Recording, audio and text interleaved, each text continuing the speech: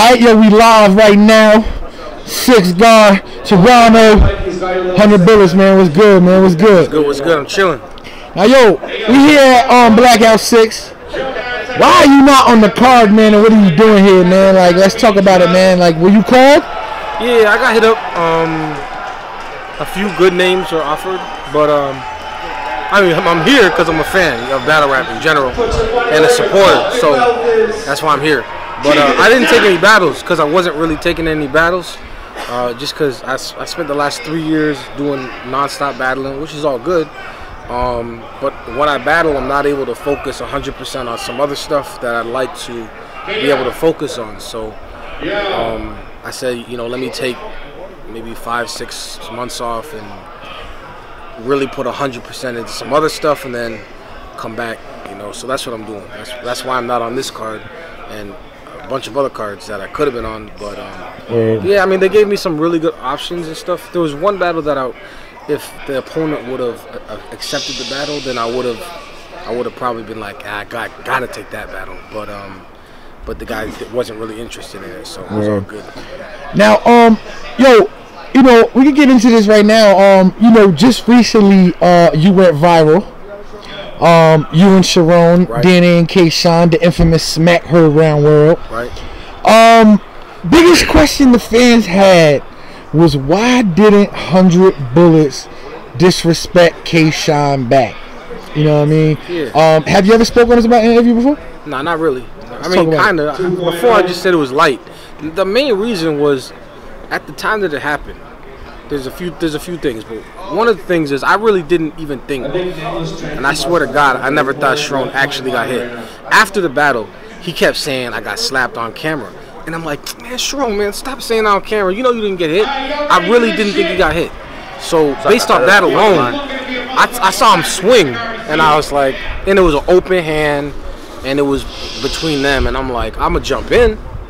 But I felt there was no reason for me to jump in and do anything extra because I didn't even think he got hit. However, even on top of that, though, even if I did know that he hit him with the open hand slap, the reality is, you know, if you look at the, like, let's say you break it down in, like, timeline, you know, Charron pulls out fake gun. K-Shine smacks fake gun out of Charron's hand. Charron smacks hat off K-Shine's head. K-Shine smacks Charron's face. 100 Bulletz knocks out. That don't make sense. It doesn't line up. You know, had he went with a punch, had he actually swung with a fist, and had I thought, oh, this is a fight, then I'll jump in and I'll say, yo, and I'll, you know, more than just jump in and try and break it up. But at the time that it happened, I didn't think he got hit, and even if he did, it was an open hand slap, and it was light, you know what I mean? And at the end of the day, Charron is a grown-ass man. I mean, he doesn't look like the toughest dude, and he ain't been in a bunch of fights, but at the end of the day, Charron's a grown man. You know, K-Shine is a grown man. I'm a grown man that was close to the situation and jumped in to try and make sure the situation didn't go any further, but I wasn't really in the situation like that. Yeah. You know? Looking back at it on cam and being there in person, was Charron wrong for slapping his hat off? No. I mean, nobody was wrong. No, Charron wasn't wrong. K-Shine wasn't wrong. That's another thing. Like everybody knew. Like, if you look at John Don's face, he knew what was gonna happen. As soon as he slapped his hat off, he was like, oh, you know, everybody. I knew what was gonna happen.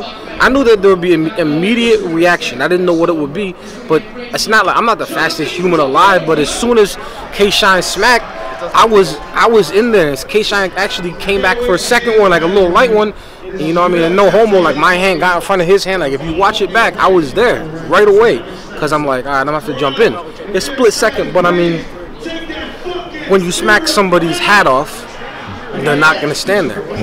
And Charron knew that I'm gonna smack his hat off, or I'm gonna smack his hat, whatever it is, you know, and something else is gonna happen. But he knows this.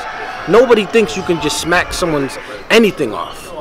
Except for K-Shine's. K-Shine thought he could smack the gun out of Charron's hand, and he was positive. He was 100% sure that nothing would happen. He smacked the gun and just stood there like, and what? and then his hat was over there. Whose idea, and do you think it was a good idea to do the Slim Jesus thing? Yeah, it's a crazy idea. It's a good idea. It was our idea. They do all types of antics or whatever. You know, there was a little thing going around that had a picture of Arsenal besides Charron, and it looked like Slim Jesus and the dude that was in the background with him. And or it was Chief Keef and Slim Jesus. Yeah. And it looked just like Arsenal and Charron.